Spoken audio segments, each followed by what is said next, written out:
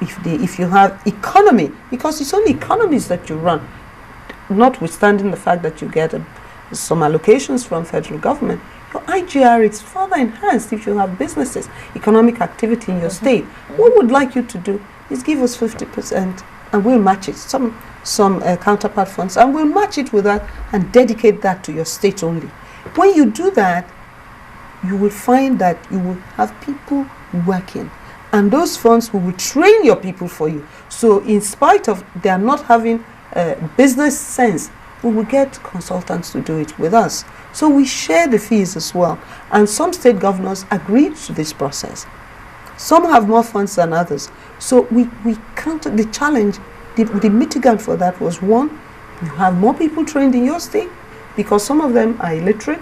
We get our consultants. So we also had help from the U.S. government because we went there and they told us what they did in their SB, in the Small Business Association. So the Department of Commerce assisted us and we identified some consultants. That's how we started. So we bring them in, they even interpret it in the language. Then at the end of the training program, with the funds that we've been given, we put some of the very low ones into cooperatives and we start lending to them. The bigger ones, we ensure that they actually give us security so that the funds can keep rotating. So we kind of solve two problems with one stone by a responsive state government. And we're doing it right now in 18 states. When we started, of course, naturally. What's the spread of the 18 states around the 6 geopolitical zones in Nigeria? All of them.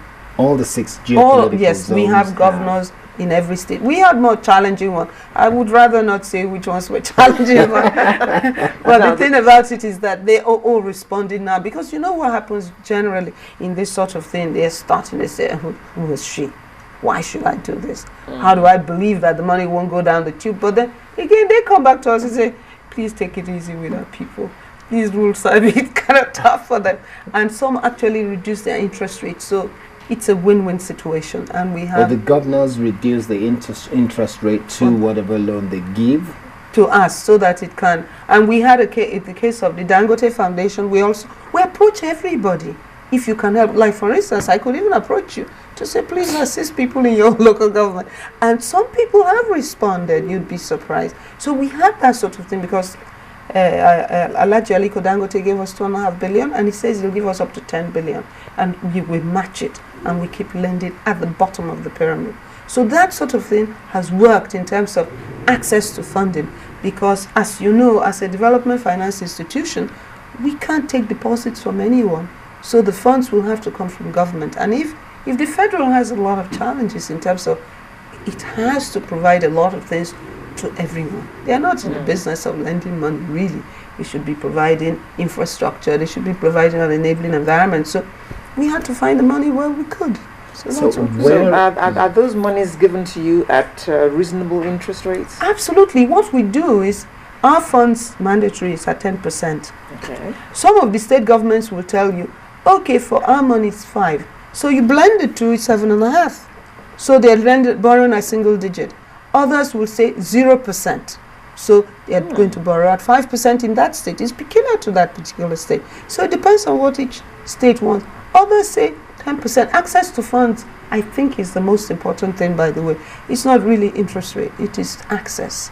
It's for you to have access to those funds. So we've been able to get away with that. But that you can do for small businesses that are targeted. But for the big ticket items, because, you know, in the past couple of years, even in the definition of paradigm shift itself, you see, tends to lean towards agribusiness. So it's difficult to do big ticket items. We've also had some support from some government, ministries, yes. So, like for instance, agriculture. Okay. Let's look at industry in general. A lot of factories, let's say, have folded up in Nigeria, and we're hoping some of them have packed their things and left Nigeria because they said that our climate is a bit unfriendly.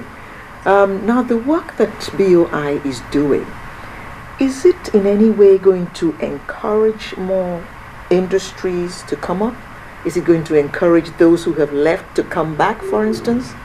I know that these are big people, but is this work going to encourage them in any way? Absolutely. As a matter of fact, it has encouraged a lot of them. You know that UNTL was closed in Kaduna. It's open now. They have 4,000.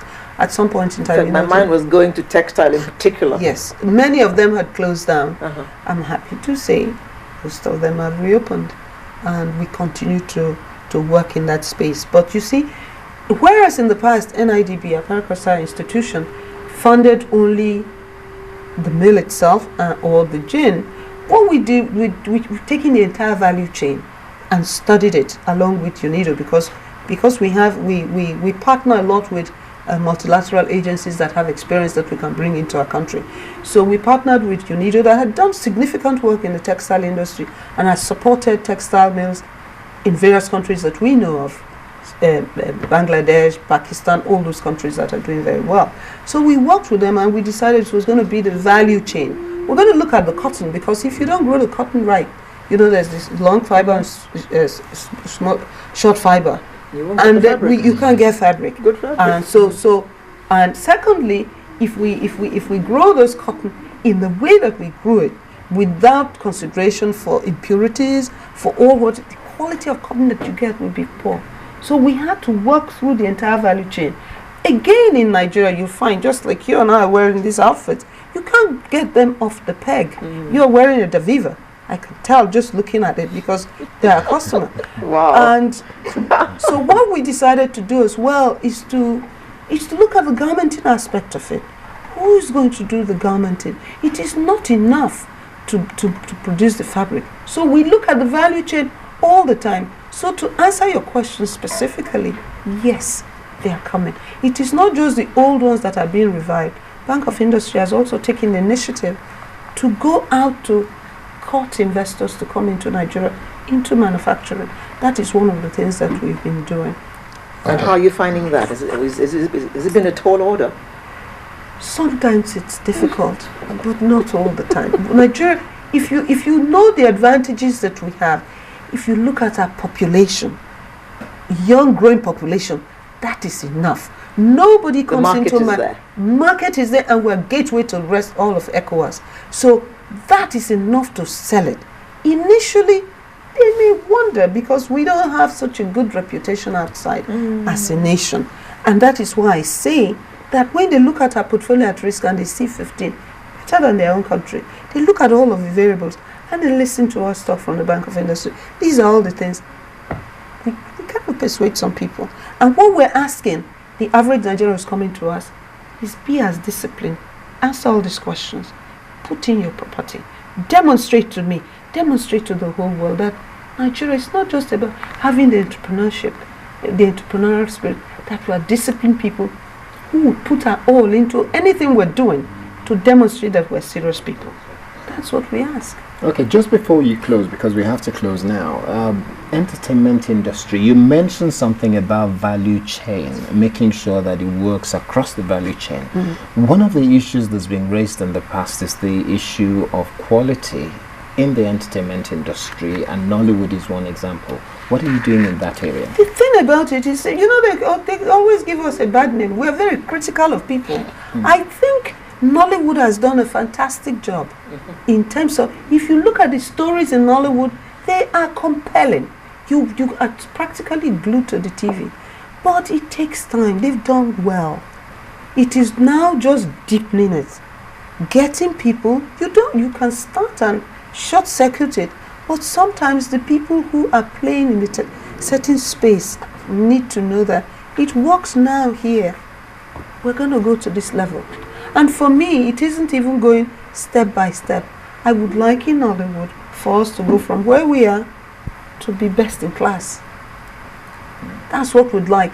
And to do that, we need the infrastructure. We need to be a digital hub, because right now in Nigeria, you can't finish any movie properly. You can't finish anything. We have funded some. We have funded it. We insisted on certain things, because if we're funding Nollywood, we want the jobs to be created. So the ones you fund, where are the infrastructure, or where are they going to do the finishing? The finishing can't be done here if we want them to be big, because we want Nigerian movie industry to be best in class. They have to be finished outside. But we insisted. And fortunately, we had a fantastic producer and director that had produced in the past in Uganda. And that particular movie won Oscars. So we said, okay, you will come and do it in Nigeria. And they shot it in Calabar with some Nigerians and black, actually Nigerian diasporans that acted in the movies, and fantastic Nigerian actors that also operate in Nollywood. What we're asking for, but the creative industry is the creative industry.